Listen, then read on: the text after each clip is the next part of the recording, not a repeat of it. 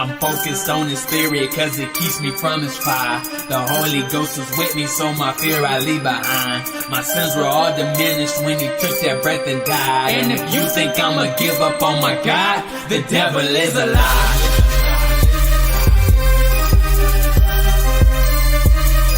The devil is a lie.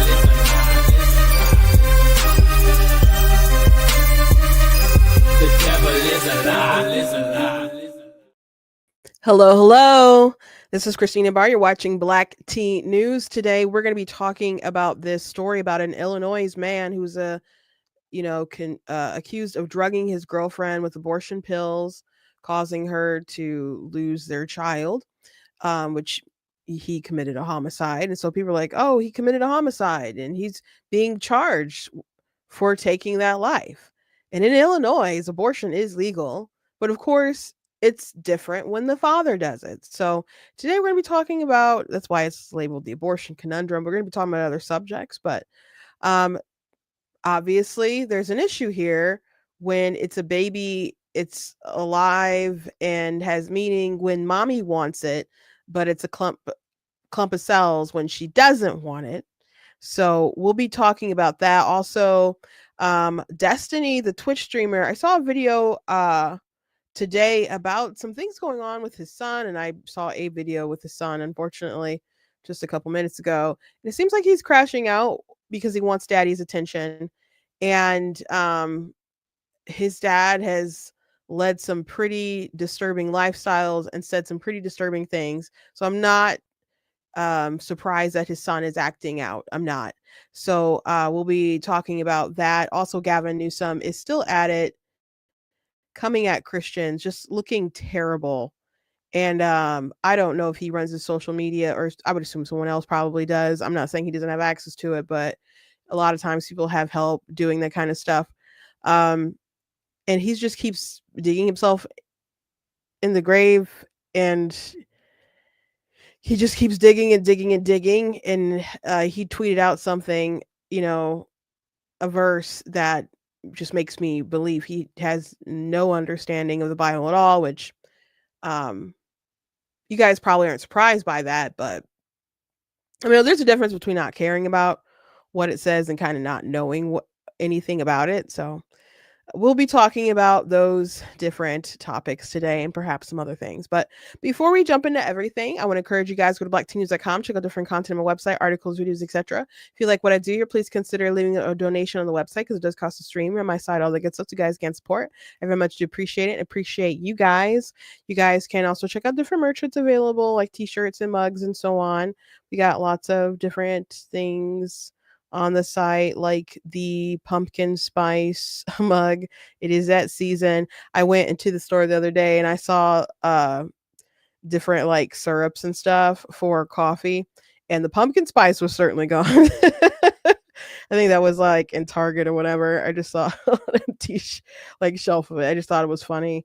But it is that season. We got other mugs and t-shirts and so on. So I encourage you guys to check out the store. You guys can also check out different books that I've written. I have a link in the description. I'll take you to like an Amazon page where you guys can check out some of my stuff that I've written.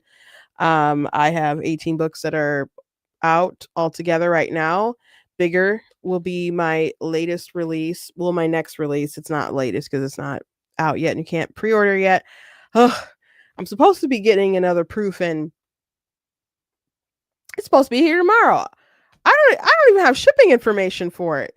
I think they're going to push this again. They didn't even send out things for it to be shipped. Now that I think about it, it's supposed to be here tomorrow. Yeah, that, and they didn't take out the money for it. They did like refund me for the shipping, because it was supposed to be here on Monday. And I still don't see anything about it. Wow. What is going on? I'll have to maybe call Amazon when I get off the phone with you guys. I just realized there's some issues there. Don't know what's going on, but I want my package. Okay. It is also my sister's birthday. I have many sisters. Sabrina, she's my sister right under me. So there's 7 of us all together. 6 girls, 1 boy. The boy is a second. And so when it gets to me, it's like boom, boom, boom as far as like the years. So I just turned 36, and so she's turning 35, and Angelina will be 34. So and then there's just one more sister under the one I just said was going to be 34. So um I'm smack dab in the middle of the 7. I'm smack dab in the middle. So after I get off with you guys, I'm gonna head over for Bible study. We have Bible study on Wednesdays, but we're gonna have the food. We have Bible study like over their house, and we have like a home cooked meal, and we do the Bible study. And so she said she wanted shrimp nachos and barbecue chicken nachos. So we're eating that. And but I imagine probably before that all starts, we will probably exchange some gifts. So I got her some stuff that she'll really like. Sometimes she watches live, so I'm not going to tell you guys what I got her. We can talk about it tomorrow maybe. But I got her some stuff that she'll really like. So if she's watching, she can just wait in anticipation. But I got her lots of things that she will really like and that she will use. Sometimes people get you things and you don't use it. I got her something that she will like and that she will use. So just know I did a good big sister thing. Okay. It is, hard though, because she's like the last one of us who have a birthday, experiencing the birthday without mom. And mom would, she would, she was really good about gift giving. Like if you needed something, you might just mention it, and then it would be like under the tree or given to you or whatever. And so she'd always make sure that you had like a bag of clothes or whatever, for your birthday. And which was good. So Sabrina has been stepping up, really trying to make sure that people get gifts and all that stuff. There was some stuff for Christmas last year that a lot of stuff my mom had already bought for like me and other people. I think she was the only one that mom didn't really have stuff for, maybe my brother. But she went shopping and made sure that we had stuff under the tree, and and then they had the labels with my mom's name on it, so we still had stuff with her name on it. So she's just done a lot. So I hope she has a good birthday. Should really still be. I hope it's not too hard. She spent a lot of time with my mom. She was like my mom's chauffeur. And they would go out to eat and all kinds of stuff. I mean, we all would hang out and stuff, and we'd see each other all the time, but they lived together, and they just did a lot of stuff together. So I know it's hard for everybody, but just continue to keep us in your prayers, guys, if you don't mind, because there is power in prayer, Gavin Newsom. Let's just start off with that story. Since I'm just kind of did a leeway there.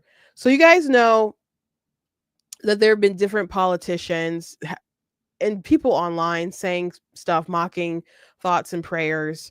And we talked about this, I guess it was last week when the shooting happened. And you had Jen Psaki and the mayor of Minneapolis, Jacob Frey. Is it Jacob? I think it's Jacob Frey. And saying, "Oh, they were literally praying when they were gunned down. Like enough with this thoughts and prayers kind of stuff." It was just really dismissive in a way that people just really found grotesque. And so when the press secretary was talking about it, she mentioned Gavin Newsom and mocking that, and then Gavin Newsom retweeted like the press secretary talking about it and was like, they were literally praying. So he just doubled down on the mockery. Like if you can try to have some grace for the mayor doing a live interview and maybe people kind of him saying something and people jumping on it, and maybe he didn't come out the way that maybe he would like for it to come out if he could think about it for 2 more seconds or something. That Newsom took the time to actually write more stuff out, and I don't know if he is managing all of his social media or if it's people who are paid to do it, who are typing this stuff, retweeting this stuff. By now, other people should be over it and correcting these errors, especially if he wants to be president one day. I know they think there's power in being sassy and being so brat, but we already had brat summer. We know what happened in the fall, right? Kamala Harris, brat summer, didn't get her where she wanted to be, where she needed to be. Dark Biden didn't push him over the finish line. As a matter of fact, they pushed him out. you know, so that energy, it's not going to work. It's not going to work. Like, we know that Donald Trump can be petty, that he can do the insult thing. Some people like it. Some people just vote for him in spite of those things. It's a mixed bag with me. Sometimes I'm like, oh gosh, that was funny. And other times I'm cringing. So, it's just not a smart play for Democrats to just jump on that stuff. So if Gavin Newsom thinks he's going to win the presidency by emulating Trump because they want Democrats keep shouting, do something, do something, do something. And at the end of the day, they want people to just be negative and they think that's how they're going to win. That's just not how he's going to be president of the United States of America. And I don't think Gavin Newsom's going to be able to do it. I think there's too much kind of bigotry and just terrible policies, from homelessness to crime, to the trans stuff. There's just too much stuff that would just put him underwater for certain. But now we have another issue with Gavin Newsom here today, where his account tweeted out something. So let me go ahead and share my screen so you guys can see what I'm talking about. Okay, so Gavin Newsom tweeted out this scripture, Matthew 6:5, and when you pray, do not be like the hypocrites, for they love to pray standing in the synagogues and on the comers to be seen by others. Truly, I say to you, they have their reward in full. And so I saw this tweet before I watched this video with Mike Johnson. And I'm assuming if you, I don't know, saw that scripture, I think obviously he's calling Mike Johnson a hypocrite. And my first thought was that there'd at least be a prayer, I guess, in this video. So I'm going to go ahead and play the video. It's like 1 minute and 34 seconds. And it just wasn't at all what I thought it would be. Like, I don't understand at the end of the day why he posted the scripture, but let me play it so you guys are a little more filled in the context. I just got to comment on Governor Newsom, his anti-Christian rhetoric, anti-religious rhetoric. Just one personal point here. Last week, he called me out personally a couple times, and he shamelessly mocked the victims of Annunciation Catholic School for praying after the shooting. Went online and did it in writing. I just found it reprehensible. It's really sick. In response to a video of Caroline Leavitt discussing the power of prayer amid great tragedy, the governor posted, quote, "These children were literally praying as they got shot at." Why? Why would he do that? Why would you do that? Except that you were starving for attention. It's detestable. 2 children were murdered. More than a dozen were hospitalized, and Gavin Newsom's response was to sneer and condemn those who seek out our Creator at our darkest moments. I just thought it was evil. In fact, it's indicative of such a profound moral decay that really the only hope for Gavin is prayer, ironically, and we're told in Scripture to do that. As people of faith, we believe in the strength of prayer and intercession. It's foundational to who we are as believers, and by the way, who we are as Americans. It's woven into the fabric of our country, our deep Judeo-Christian heritage, and it's something that we represent. As the leader of the state with the largest Christian population in America, I will keep Governor Newsom and also the people of California in my prayers, and I think you ought to be called out, and anybody who does that should be called out for it. Okay, so he didn't end it in a prayer. So I thought Gavin Newsom's point was going to be like, oh, you're just praying here for attention. Because Jesus was calling out, like, don't be like the Pharisees, all these people, these hypocrites and stuff that are just doing stuff to get attention. Now, people wrongly quote passages like that, or when it deals with fasting, like, oh, don't be like the people who fast and they won't take care of themselves and they look busted and dirty or whatever. The point isn't that, like, if you tell someone you're fasting that you're gonna like burst into hellfire or something. Like, it's so forbidden. The point in like the context of all that stuff is like, don't do stuff for the purpose of getting attention. And Mike Johnson is accusing Gavin Newsom of saying this stuff to get attention, right? So if he's just, Mike Johnson is chastising Gavin Newsom for chastising prayer, for mocking the victims who believe in the power of prayer, for comments that he made after Caroline Leavitt was talking about the power of prayer, and him saying, I'll pray for, California and Gavin Newsom because, I believe that they're suffering from a moral decay, which I think is obvious. And his clapback is like, oh, don't be like hypocrites. You're not supposed to pray.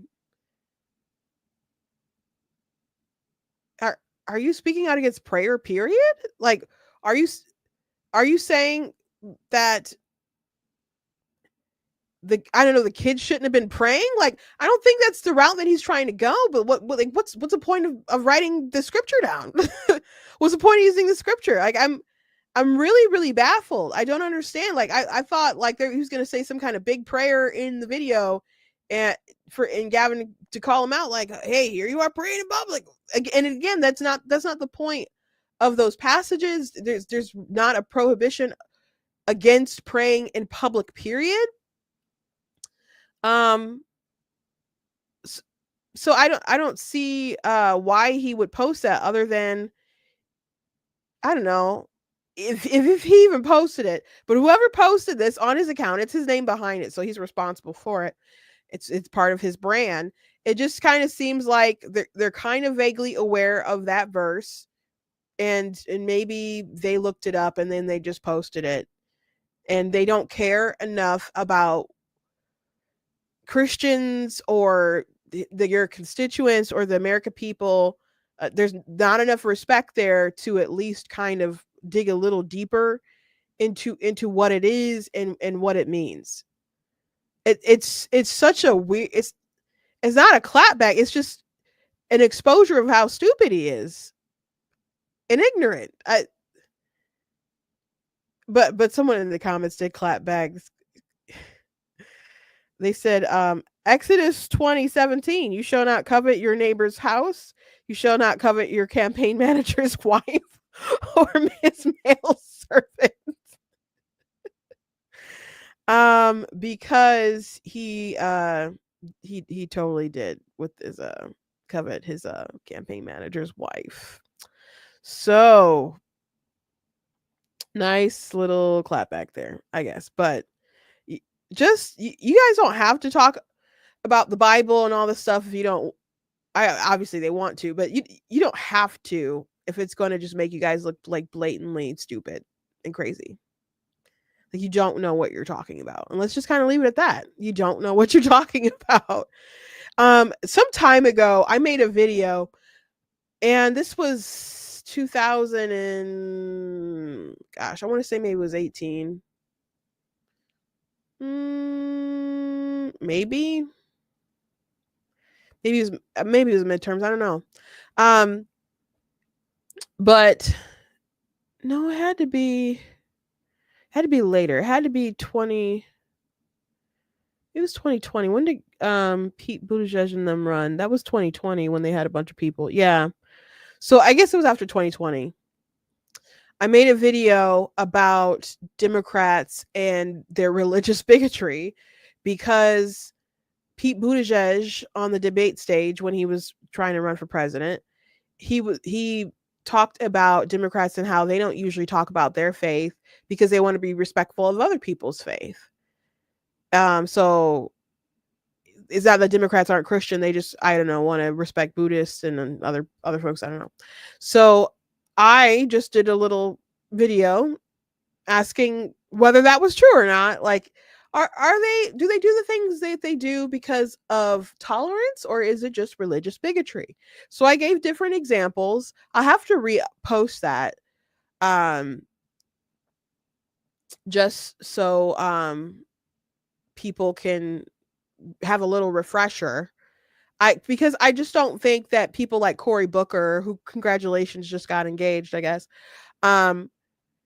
when he's grilling people for court appointments or whatever, judgeships, and he's grilling them like, have you ever, did you believe that gay sex is an abomination, or whatever questions he was asking, and he's trying to grill people like, would you marry a gay couple? Have you ever married a gay couple?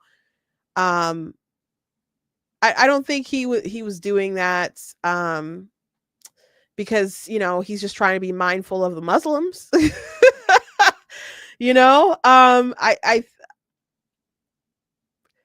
I don't think that was out of tolerance. I don't think AOC going off on Christians saying, I'm tired of hearing about religious bigotry, because all the time I ever hear about it is when Christians want to exclude people and etc. I just think there's a lot of Christian values that really, really run in conflict with the things that they're proposing, the things that they believe in, and the things that they're pushing. Therefore, they have to either feed people a very watered down version of Christianity. That's why Gavin Newsom is trying to ignorantly use different scriptures to try to say that, oh, you guys aren't very good Christians. We can do it better on our side. Like, we actually understand things. No, you don't. And you don't care about these things either. You are trying to mold these principles and these commandments into your own worldview so you can do whatever you want instead of submitting to God. So I'll have to repost that video. I don't know if they'll let me really post it on TikTok, but I can try. And it is on YouTube. It's just kind of far back in my stuff. And I'll have to post it on my feed, I guess, just as a refresher and a reminder. And maybe I'm pretty sure it's on Facebook too. I'll have to just share it, find it and share it, because I think it's a very good video again to go back and look at. I also talked about Bernie Sanders and how he grilled Russell Vought in the Trump administration. This is when he was going through his appointment when Trump was president the first time, and he was grilling him because Russell Vought is a Christian and he believes that Jesus is the only way to salvation. And Bernie Sanders just was grilling him like, you don't believe Muslims know God? Like, well, okay, would you grill Rashida Tlaib on whether or not she believes Jesus is God? And they just wouldn't do that for any other religion. And I know it was performative because they didn't want Trump's picks to get through, so they nitpicked at anything that they could to try to make them look intolerant or whatever. But he still did what he did. And you had people like the Young Turks label it on their feed like, oh, Bernie Sanders destroys religious bigot. So I'm going to post that. I think I'll maybe try to do another video about this reaction specifically to the shooting, because it is disgusting what Gavin Newsom and these other folks are doing. I strongly believe in the power of prayer. I know the power of prayer works. And it's not even the thoughts and prayers is an inclusive term that is for the religious and those who are not religious. That's why it's thoughts and prayers. So you can empathize with people and they can understand that you empathize with them and what you're going through. It's just a way to say you're not alone. And sometimes when people go through different tragedies, sometimes that's all you can do. And it's not enough in a lot of circumstances, but it is, it means a great deal. When my grandmother passed away years ago, I remember my dad saying that he appreciated every face that he saw at the funeral. He just appreciated every single person who came, so that means a lot to people. Anyway, let's move on. Let's talk about this big story. I'm not going to share my screen with this Fox News article because they have too many ads and it really slows up my feed. I'm sorry. So I'm just gonna read it to you guys. I hope you don't mind, but they got so many ads that I don't want to start skipping. So Illinois man accused of drugging girlfriend with abortion pills to cause a miscarriage. So this is our abortion conundrum, guys. An Illinois man was arrested after he allegedly drugged his pregnant girlfriend with abortion inducing pills, causing her to have a miscarriage, according to police. Emerson Evans, oh, my voice squeaked for a second. Emerson Evans, 31, was charged with 2 counts of an intentional homicide of an unborn child, Bloomington police said in a news release. So that's very interesting. Charged with 2 counts of intentional homicide. That means someone was killed. But of course, the abortion pills didn't kill the mother. Who did the pills kill? What? That means there was a victim. So who did the pills kill? Oh, it killed their unborn child. So the children who are unborn are alive. The children who are unborn, they're alive. Is that what I'm understanding? We're acknowledging that? Okay. That's very interesting. Because based off of a lot of conversations, it seems like a lot of people don't believe that, or they choose not to believe that, or claim that rather. I think they know better, obviously. Officers were called to a home in Bloomington on Friday at around 7 p.m. when they found a pregnant woman suffering a medical emergency.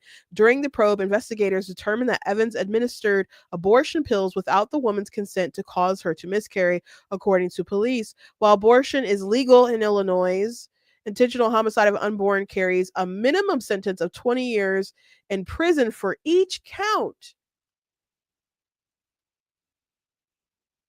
20 years?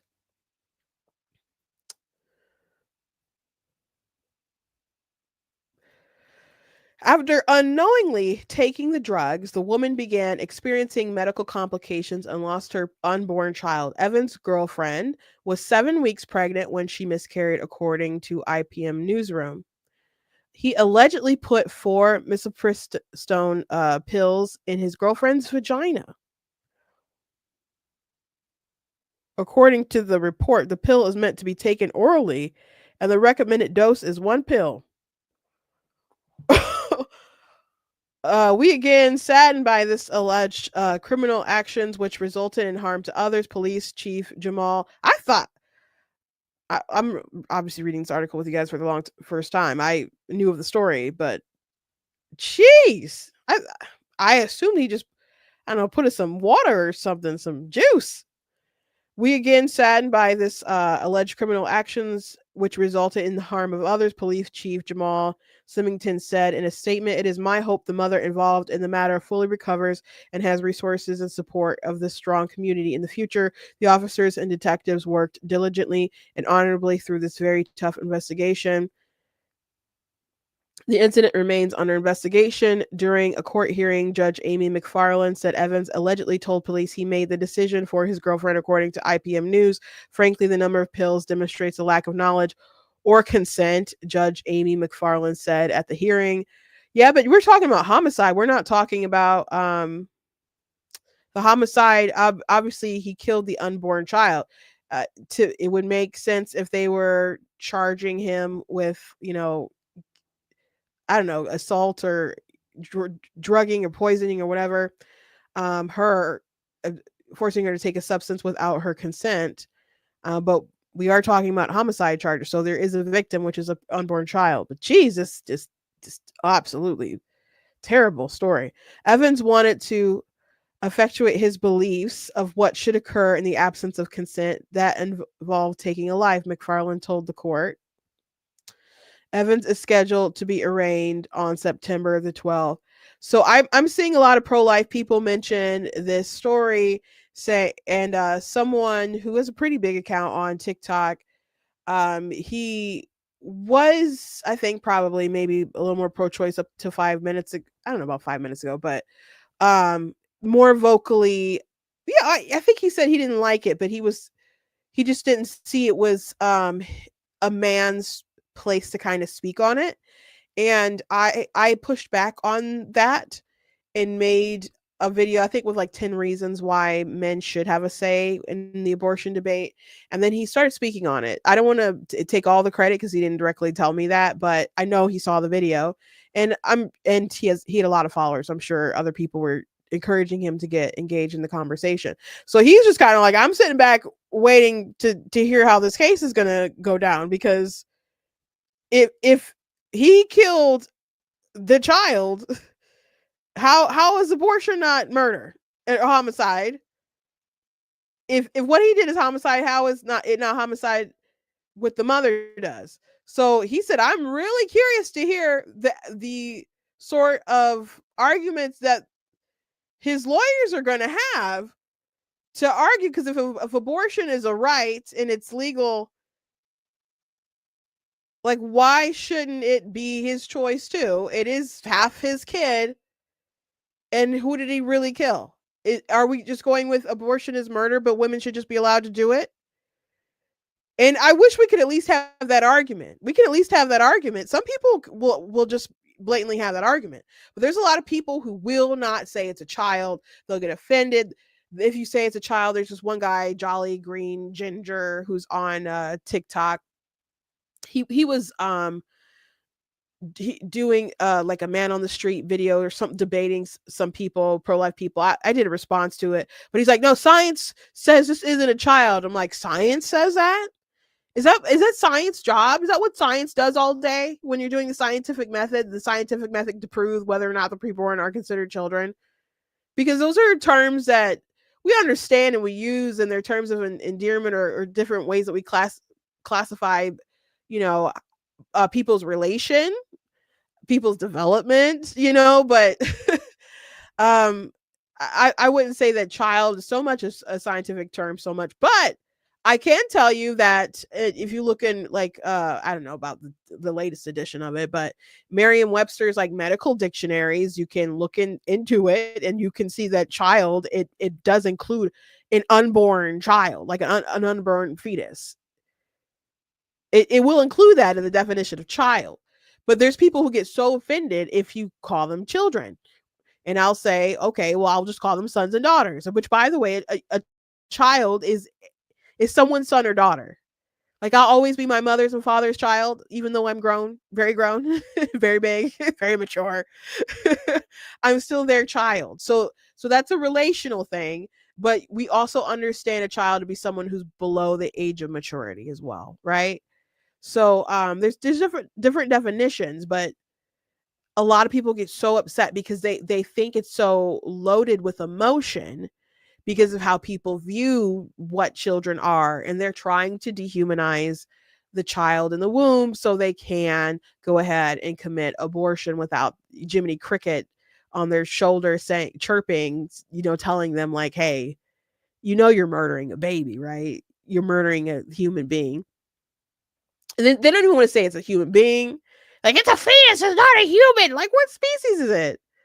And then, like, well, it's not alive. Like, what do you mean it's not alive? Why is it growing? Why do you need the abortion if it's not alive? Why aren't you just having, like, a miscarriage? Like, why are you, like, taking the first, like, abortion pill that starves it to death?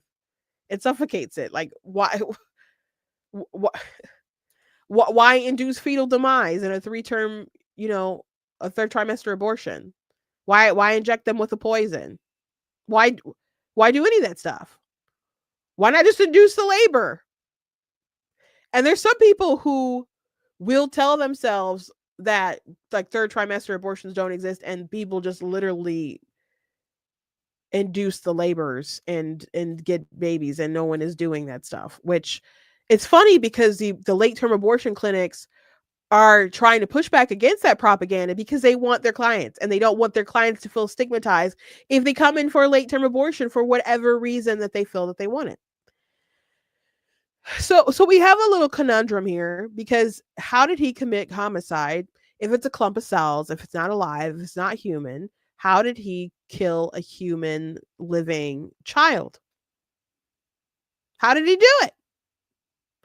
Obviously, it is living, it's human, it's a child. and he killed them. It premeditated homicide, man. 20 years is the minimum sentence. 20 years. They feel that taking the life of a child is at least worth 20 years. So let me ask you this question. If daddy can do it and go to jail, how come when mommy does it that she doesn't go to jail? Because if he's committing a homicide, she's certainly committing a homicide. She's certainly doing it too. And it is premeditated. It's legal in her case, but it is a premeditated homicide. And I would say it's murder. So why are folks saying that it's wrong when he does it versus her? Now you can say, well, it's her body, it should be her choice. It's true that it's in her body, but there's still someone that she's homiciding. Okay? So why should she have access as a society? Like, why should we help her kill her child? Because it's not, because I was listening to debates today and people were saying things like, well, it's different when the baby's outside of the womb because, they're already in the world. Like, okay, the child already exists. They're in the world. That you're having abortion because they do exist. It's already too late. You can't avoid that you have a child that is alive. You have to make the choice to kill them, or you can let their life come to their natural conclusion, or the pregnancy come to its natural conclusion, and they will exit. And you can part ways if you wish to, but you have to explain why you should be allowed. Why should we as a society allow you to do this? Why should we allow these methods to kill the child to be accessible? And let's say we did get rid of it all or made it illegal. Why, if you break the law, should you get away with murder? And I have a question, not just for the pro-choicers out there with this case.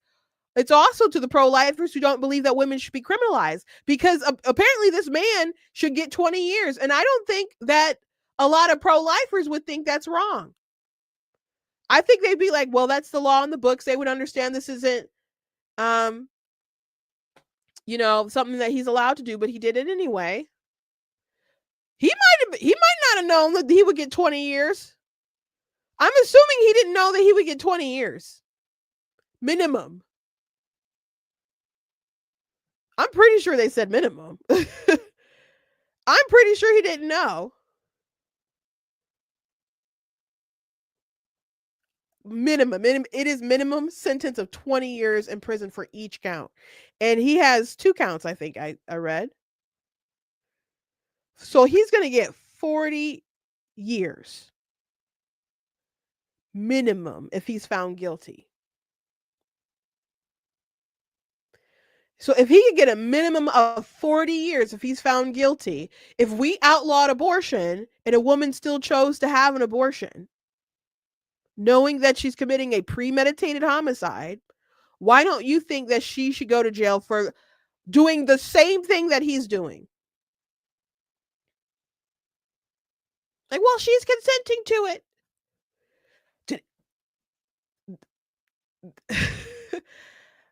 They're not asking the victim for their consent. Of course, the victim can't consent. Her victim is the baby. His victim is the baby. Now, she's also been assaulted here, so I don't want to minimize that. And I don't know what other charges he might have got. And I'm sure the fact that he sucked those Earl drugs in her vajayjay are going to play a part against him. For sure. But can we at least admit that abortion is murder, that it is a premeditated homicide and there is a victim? The argument should be like whether or not it's justified. And in order to say that it's justified, would you apply the whatever reasons you might have outside of the womb? Like, oh, well, a woman should be able to do it because, like, people were saying stuff today. Like, oh, what if, she can't afford it? That's you wouldn't give her pass if she did that, if she killed her born child because she couldn't afford it. Well, she doesn't feel that she's ready. You wouldn't say that she could do that to a newborn child. Those aren't good reasons to kill the child. If her life was on the line, that's a different principle when you're talking about self defense. And there's a life of the mother exception on the books in every single state. So that's not really up for discussion or we can talk about it, but like that's a given. Like we grant you that exception. Why should we as a society allow you to do this thing when if the father does it, we know that it's homicide? We know that it's homicide. So I think it's an interesting case. I am curious what kind of I guess defensive they're going to make, because they really would have to attack I don't know. I guess if they try to I don't know how they're getting around the law. If the law is the law, it's on the books. But they could always argue that the law itself is an unjust law. Because if it's there are people out here, let's just back up a bit and remember that there are people angry if you call the preborn persons, if you treat them with any sort of rights like that and acknowledge them as persons. People were upset that in, I think it was Alabama, the IVF case, where there was a clinic that was negligent when protecting embryos, and a rando person came and like tinkered with them and removed them from their frozen chamber and dropped them and destroyed 3 sets of embryos. And the facility was supposed to be locked. The facility was supposed to be watched. So they really couldn't get away from the fact that they were negligent. They were responsible for those embryos. And the parents wanted to sue the hospital, the clinic, with the death of a minor. And it's civil. No one would be going to jail. And they didn't really argue like the personhood thing in the Supreme Court case of the state. But the fact that they said that, yes, the parents could sue, they didn't say that they won the case. They said that they could sue under the Wrongful Death of a Minor Act. People lost their minds because the IVF industry was like, well, we can't exist under these sort of obligations. If we got to treat them like persons, if we got to treat them like they're human babies. What's your job? What are you guys doing? Aren't you making human babies? Is that your job? So personhood, treating these humans like they're humans, is a threat to the very foundation of abortion. Now, there's some activists that are just like, no, one wants to do, she ought to be able to do it. It's alive. We don't care. But when you really analyze, those arguments don't hold. They don't make any sense. That's why so many people try to push the personhood thing, but it doesn't. No one really believes it to their core. This is 7 weeks. There are some like philosophers who will be like, no, that wasn't a person, and no, he shouldn't be charged. I know, because I've argued with some, debated with some. They don't believe that it's a person. There are people who say that Lacey, there was the man who killed his pregnant wife. She was 8 months pregnant, and he got charged for the baby and her. And Lacey Peters, on the whatever podcast, Lila Rose was talking to a woman, and she was like, nope, that wasn't a person. Nope, he shouldn't have been charged for both. Even though she was like 8 months pregnant. So the defense of abortion makes people have really absurd ideology, for sure. Really evil ideology that will trickle into other circumstances. I think this man should go to jail. Absolutely. Absolutely. There might be some people like, nah, he needs to get out because we got it fair as fair. He should go to jail for what he did. And by the way, if it was a woman who did it, I think she should go to jail too. It should be illegal. And I think anyone who purposely ends the life of the preborn whether it's the father or the mother, I think they should both be treated the same. I think they should both be treated. Not that you don't look at the circumstances, because they're going to have different circumstances. There might be reasons why a jury wouldn't quit, or you wouldn't go through whatever charge. But you should at least analyze those situations, and the law should be in the books, and it should just be evident that we protect children. It should just be evident that you don't have a right to kill your offspring. So I think he should go to jail. I do. But we do have an issue here. We do have an issue here. There is an inconsistency. So how are we going to deal with that? Because this baby certainly doesn't meet the consciousness threshold that a lot of pro-choice people will claim that you need to meet in order to be considered alive, or to have value, or to be a person. So anyway, I just think that's an interesting story, and I guess we will watch it. Last thing I want to talk to you guys about is this video that I saw from Brett Cooper talking about destiny, and I thought it was pretty sad. I'm not surprised. She didn't mention some of the things that I immediately thought about, but I'm gonna go ahead and play her video.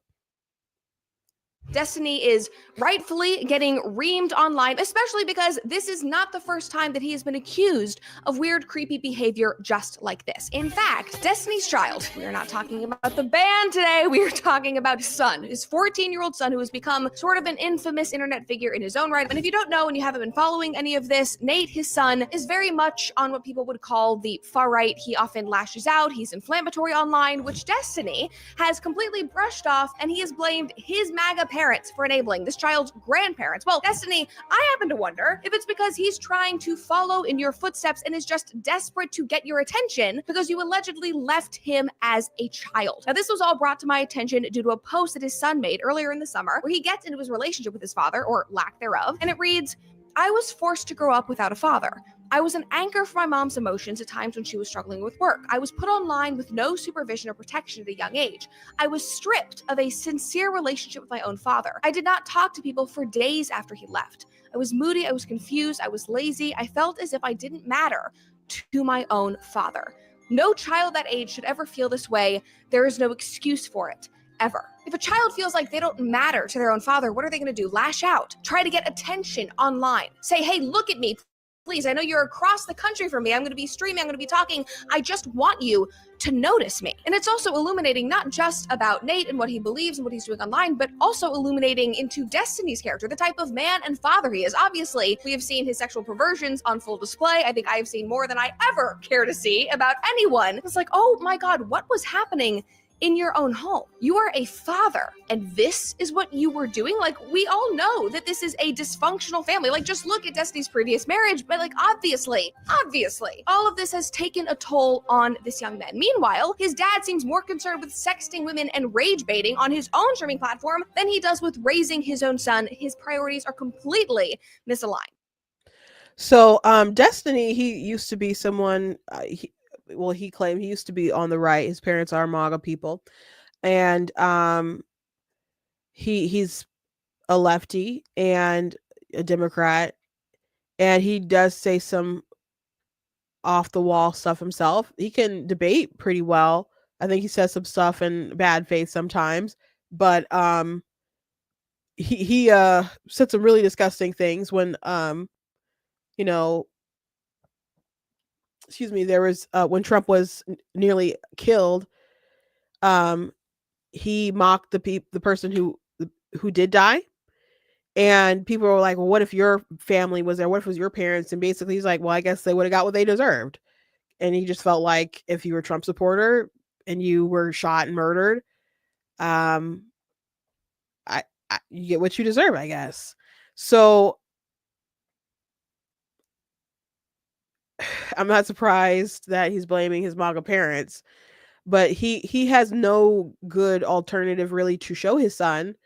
I don't know how far right his parents are, because his son is saying some very inflammatory things online, like Hitler was he was saying, let me just play it in his words. I don't want to say it. Hopefully this doesn't get me flagged or anything, but I don't think it will, but it's too bad.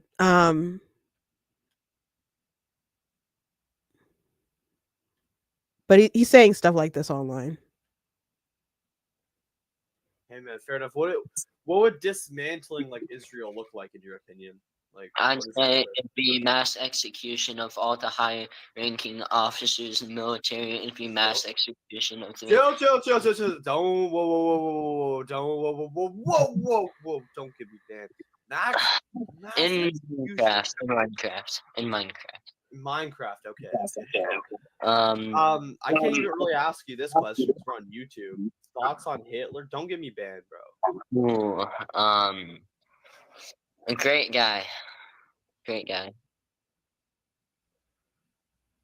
Yeah, so that's the kind of stuff that he's saying online, and much of it I don't know, could just be for attention. Maybe he's a groiper, one of Nick Fuentes's fans or whatever. I don't know. But I do know that his dad, if you're if you're not familiar with Destiny, he is one of the biggest Twitch streamers there is.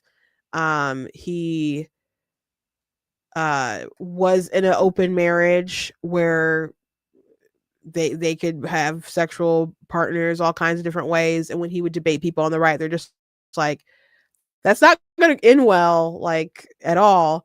And eventually, to no one's surprise, he ended up getting a divorce. I think it was like last year, maybe, when that happened. I wasn't surprised that blew up in his face. His marriage blew up in his face. And he's been texting and sexting and doing inappropriate things with women. He's defended pornography and all kinds of different stuff. But something that he would say was just absolutely wild, like proudly, repeatedly, is that if he had his same views that he has now, when his girlfriend was pregnant with his son, then his son would have been aborted. They would have aborted him. So if you are a child out there in the world, and your dad's one of the biggest like left-wing people there is, and he's saying that, hey, if I had these views, you wouldn't exist. His views are a threat to his life. Would have been a genuine threat to his life. So why would he be anything other than right? Now, being far right, to the degree that he is crazy.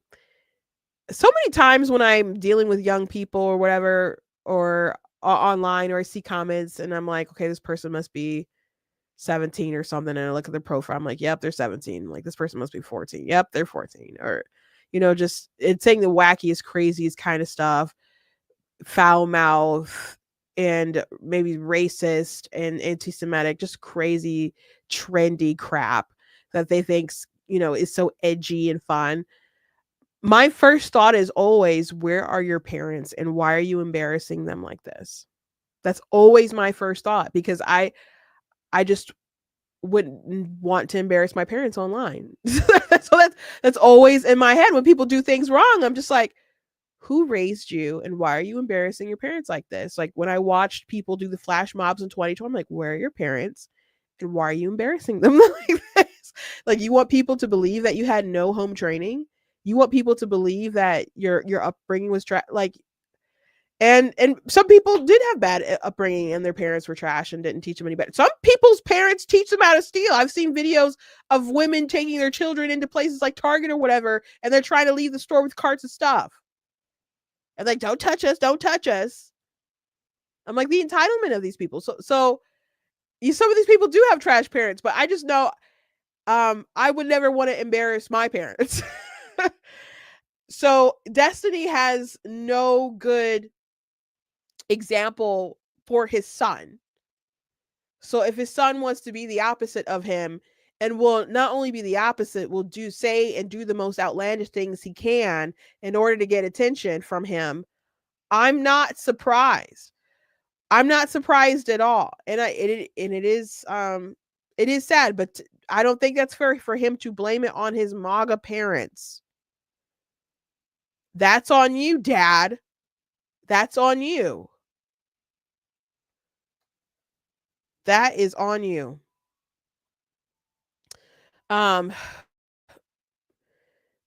Please, parents, like, really be concerned about what your kids are doing online.